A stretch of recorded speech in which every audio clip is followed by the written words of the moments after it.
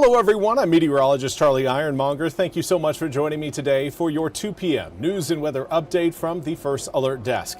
And now we've got news out of Onslow County where a Newport woman has confessed to the crime of death by distribution. Monday, Destiny Smith confessed to the crime in Onslow County Superior Court for the death of 46-year-old James Strickland.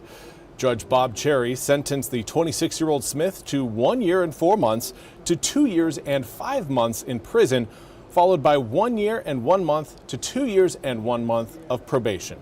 In January of 2023, Onslow County deputies were called to a report of a dead man at 103 Turtle Cove Boulevard in Hubert. Now, deputies say Smith provided fentanyl to Strickland, who was confirmed dead from the drug and ethanol toxicity. She was charged with death by distribution of controlled substances. With the help of the Beaufort County Sheriff's Office, Smith was taken to the Onslow County Jail in November of 2023. And now for some good news.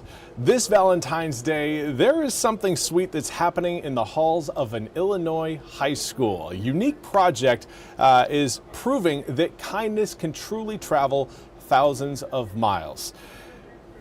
It is again going to be a fantastic one for these kids at this Illinois high school. Chad Douglas with our sister station in Quincy, Illinois, shows us how Hearts Across America bring smile and a sense of belonging to students in the high school.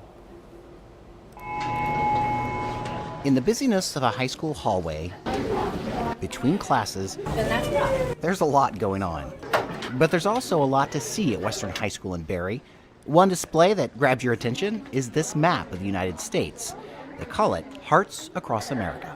The goal is to get a Valentine or card letter from somebody in all 50 states. Linnell Smith is a high school math teacher and the brainchild of Hearts Across America.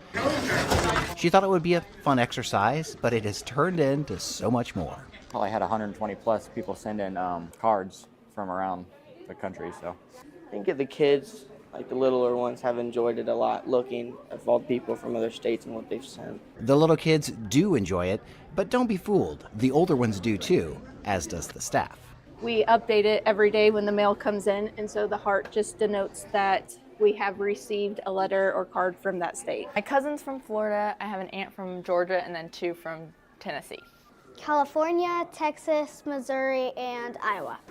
Mary from Texas. I live in Missouri, and Illinois and Missouri are like right next to each other, so I looked at Missouri and I'm like, yay, I have my state. At the time the story was shot, cards from 33 states have been collected, and it's not even February. That has students and staff excited because only 17 states are missing. As you can imagine, this has turned into a bit of a geography lesson, but there's more here than meets the eye. Now, another lesson here is the project uses social media to try to reach all 50 states. And that shows kids just how quickly and how far something can spread. Staff use this for kindness, but it's also implied bad things can spread just as quickly and just as far. And you just never know where it's going to spread to when you say one little thing or do one little thing. It could go super far. Super far, just like this project. What started out as something to put smiles on faces in the halls of Western High School and elementary school is well on its way to leaving its mark coast to coast. If there's one thing you want the students to take away from this event, what would that be? That they are loved and cared for from multiple different locations around the United States. And that's a message worth spreading. Hearts Across America proves kindness knows no borders, and neither do the connections we make when we take the time to lift others up. That was Chad Douglas reporting. Very, very cool to see that. And again, it's just spreading love across the country. That's something we could certainly use more of right now. As far as your forecast goes, we've got some rain showers that are pulling away from the coast as we speak. Not completely gone just yet. We still have a few light showers coming down across parts of the east, but certainly seeing a reduction in the amount of rain coming down currently across eastern North Carolina. Now, we'll be done with the raindrops probably by the time we reach around 4 p.m. later on this afternoon. Still again tracking a few of those light showers right now moving across portions of northern Craven County, southern Beaufort. We've got Washington Washington, Hyde counties, and even Terrell County in the mix for some raindrops. Seeing a few spot showers around the Swansboro area in Onslow County. Down East Carteret County trying to dry out, but still have, again, a few more spot showers to get through. Again, by the time we get to around 4 or 5 p.m., a lot of those drops are going to be off the coast. And that's going to leave us with clearer skies by the time we reach sunset, and could lead to maybe a little bit of heat trying to sneak its way back into eastern North Carolina. Coming up for tomorrow, though, more sunshine on the way. We're looking at mostly to partly sunny skies for both your Thursday and Friday.